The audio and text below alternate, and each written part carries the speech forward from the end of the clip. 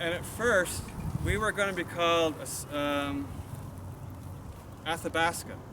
We weren't going to be called Alberta. Our name was going to be the province of Athabasca. I always liked that better. Because Athabasca is a river in the north. Think of Edmonton. Yeah. It's the capital.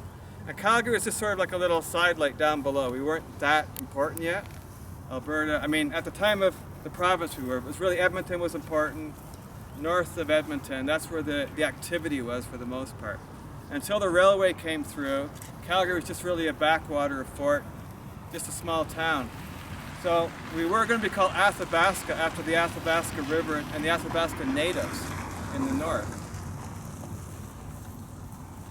But there's Alberta, not her necessarily, but Queen Victoria.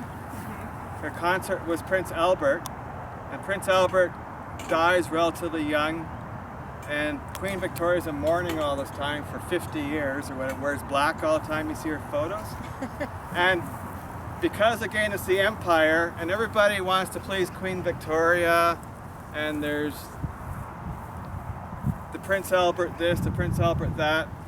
Just in honor of Prince Albert to make Victoria happy, although she just died a few years before in her memory, they named Alberta, Alberta, really after Prince Albert. There's also Princess Alberta, but it's almost like it was a memorial to Queen Victoria. So a very British Empire type thing to call us Alberta at the time. I would have preferred to be called Athabasca. Me too. It's got a bit more punch to it, you know? Me too. Yeah. You know? But, so... It was named after Albert. Yeah. How did the leftover Saskatchewan? I don't know. That's a good. change The it. river again. No, that's a good point. The river, Saskatchewan River. Yeah. So Saskatchewan's named after the river, and it goes through Saskatoon, and the Athabasca is just north of Edmonton. Right. So the northern parts of the province were more important than the south of these areas. And sometimes people say one of the best things that happened was the way Alberta developed, because if it had developed differently, Calgary could be a city of 2 million people, and Edmonton would have just been a small town. But because it became the province, the capital, you got two centers of 1 million, which is probably more balanced. Instead of having one big, giant city, it's kind of neat the way Alberta's spread out. That's right. So here's one here, another kind of neat thing. Joseph Saltero. I'm sure that probably Livingston and Ware knew this guy. He opened up the first, we'll call it a true hotel in Calgary. But a hotel really meant a bar at that time. A few rooms up above, like a saloon. You got your saloon down below, and you served whatever you served down there. The cowboys, the ranchers coming in, the early railway people. But Calgary was a pretty rough place at the time. Cowboys coming in and all that, and sort of uncivilized. You've heard of Butch Cassidy and the Sundance Kid? So he brought in the Sundance Kid to run his bar for him.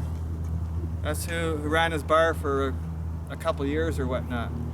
And I guess it was a pretty rough place to be, but the Sundance Kid kind of kept everything in order. Until one day, whatever the story is, everyone had been drinking too much. And it's one of the, you've heard the Burns Ranch? One of the boys, I don't know if it's one of their cowboys or one of the Burns family, something happened. This is the story. One night, the Sundance Kid, the Burns or their cowboys were having too much fun in the bar, and they were a big ranching group in Fish Creek, and one night the Sundance Kid pulled out his pistol and stuck it in the belly of one of the workers or one of the Burns boys and told him to get out. Well, I guess you didn't do that to the Burns boys. And a couple days after that, the Sundance Kid was gone. Oh. He knew to leave town because you didn't mess with that group. Just like the cowboy movies, you know. So instead of staying and beating the bad guys, no, you left before the bad guys came back in on their horses or whatnot. So Wasn't big enough for two. so he left Calgary at that time apparently and went back down to the United States. So that was probably the Burnses who became Burns Foods. Yeah, the whole Burns group down there, the ranch at Fish Creek. Burns Mead.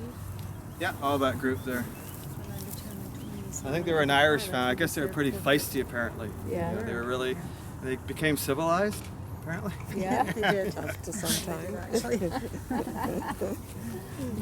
Oh.